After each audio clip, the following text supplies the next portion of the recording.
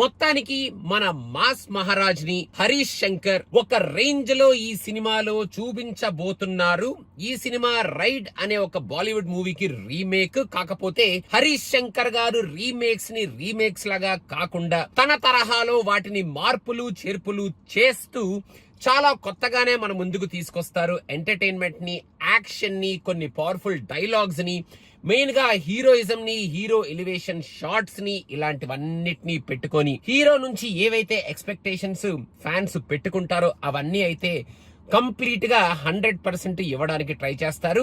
Recent గా కొన్ని సినిమాల్లో మన మాస్ మహారాజాని మనం ఒక యాంగిల్ లోనే చూస్తున్నాం, ఇంకొక యాంగిల్ కొంచెం మిస్ అవుతున్నాం.